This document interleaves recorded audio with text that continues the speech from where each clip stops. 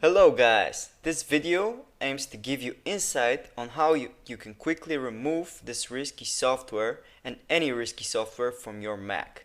This video is going to be separated into two parts. First one is automatic removal, and then I'm going to guide you through manual removal steps and how you can remove it from your browsers as well. Before we begin watching the video and before I take you through the steps, I want you to know that you should always use trustworthy sources when you follow instructions, and make sure that these are real people, because many video makers and websites may only be after your money. So let's get on with the video, shall we? First off is the automatic removal. For the automatic removal, we're going to be using the help of a powerful anti-malware software for Mac. You're going to open the video and you're going to click on the description below. It has a link. You have to click that link, guys. And this link is going to take you through your tailor-made removal article. There you will find a download button which you should click. It's going to take you to the download page of this software. The download should begin automatically. When the download is finished, simply open the installer and it will open a pop-up window. When you see this pop-up window, guys, simply click on it, double click on the icon, and this will run the installer. When the installer has been ran on your computer, you have to click on open, and then simply what you have to do is follow the steps. Click on continue, and then click on I accept and consent, and then install. And that's it, easy as that. It's going to install the software, and when it installs this program on your computer, it's going to run automatically. And basically that's it for the installation of this software. It's super easy, and when it's done you have to click on start scan now to begin any scans, and this software is gonna detect any unwanted software. It could take some time, but it's for good because it's scanning your Mac's file system and it's looking for every threat.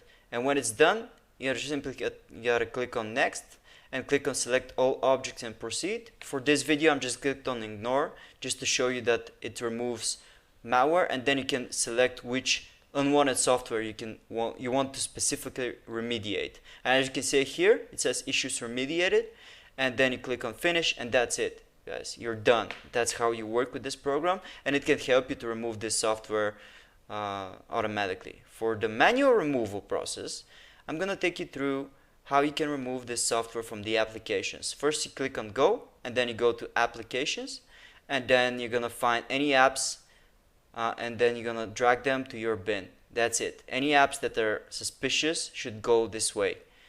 If they don't go, you can close them as a process by clicking on go and clicking on utilities, and then clicking on activity monitor. This will open your activities, and you can see that some programs have processes that are unfamiliar and suspicious. Your job is to look for those processes, and when you find them, simply you have to mark them with your mouse and click on force quit process. That's easy as that, guys. You can see, mark with your mouse and click on force quit, and basically that's how it's done. So your next job is to remove this nasty software from your browsers.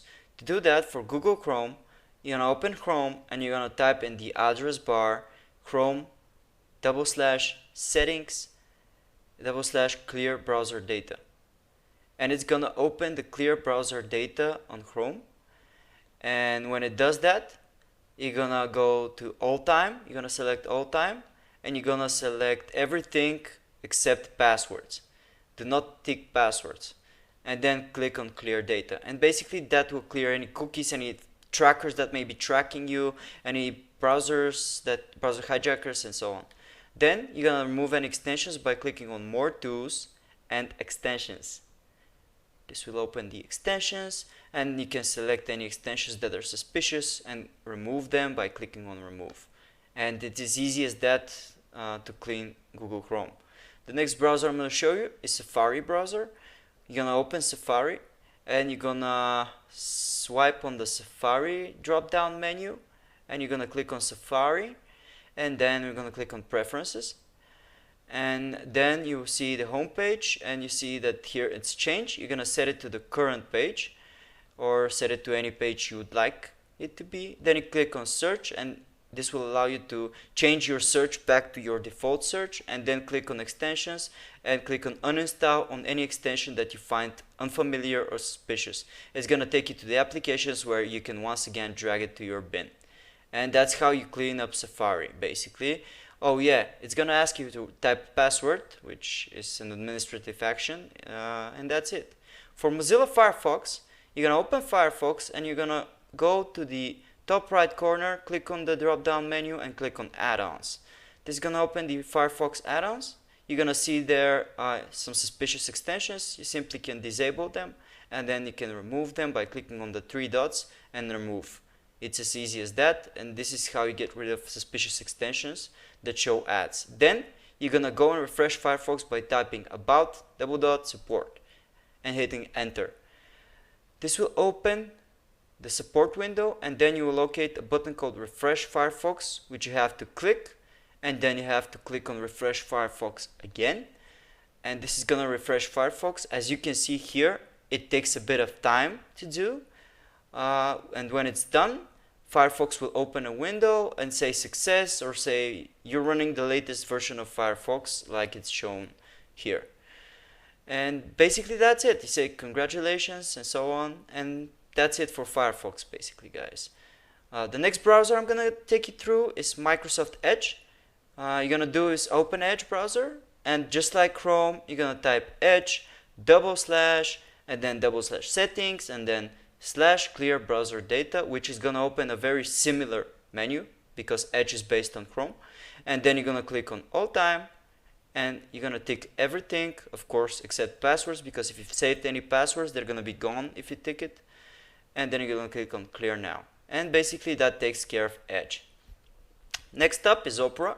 For Opera browser, it's also based on Chromium, so you're gonna open Opera, and then you're gonna go to the address bar, and then you're gonna click on Opera.